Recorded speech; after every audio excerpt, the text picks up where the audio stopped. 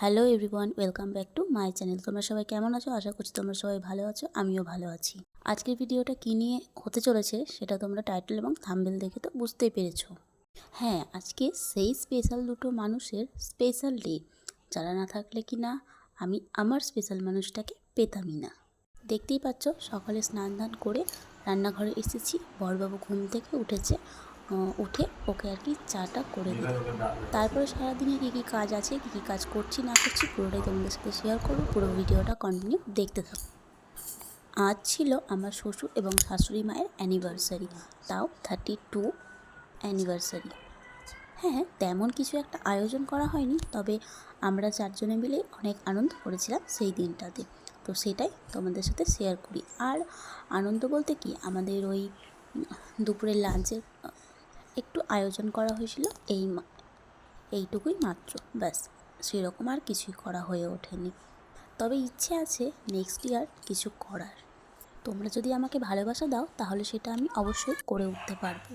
এই দেখো, তোমাদের সাথে কথা বলতে বলতে এদিকে তো মাংস ধুয়েও রেখে দিয়েছি। এরপরে কী করছি চলো ঝটপট দেখতে থাকো তোমরা।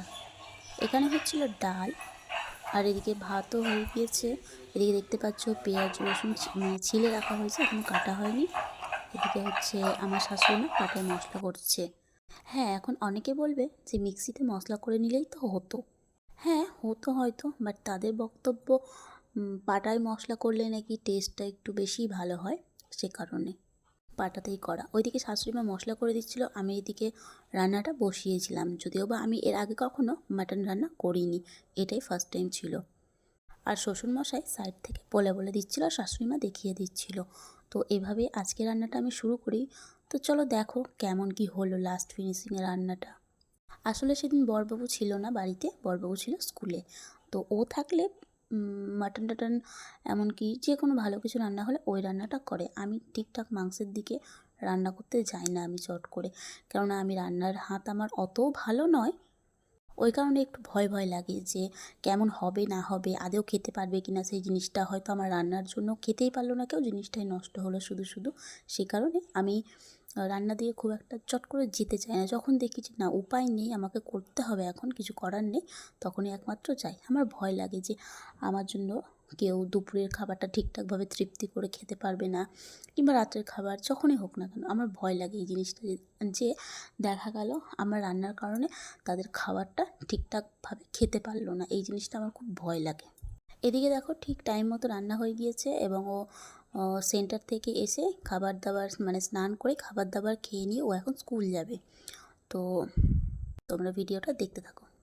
এদিকে দেখো শ্বশুর আর ছেলের বউ মানে বৌমার ইয়ার্কিটা দেখো একবার। কথাগুলো শোনো, তাহলেই বুঝতে পারবে ব্যাপারটা আসলে কী।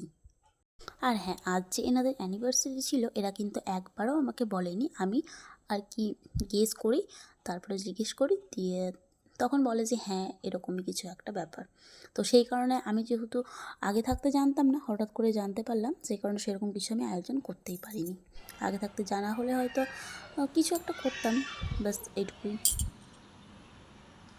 তো আজকের মতো ভিডিওটা এখানেই থাকলো। কেমন হয়েছে কমেন্টে অবশ্যই জানিও। ভালো লাগলে অবশ্যই একটা লাইক কমেন্ট শেয়ার করে দিও।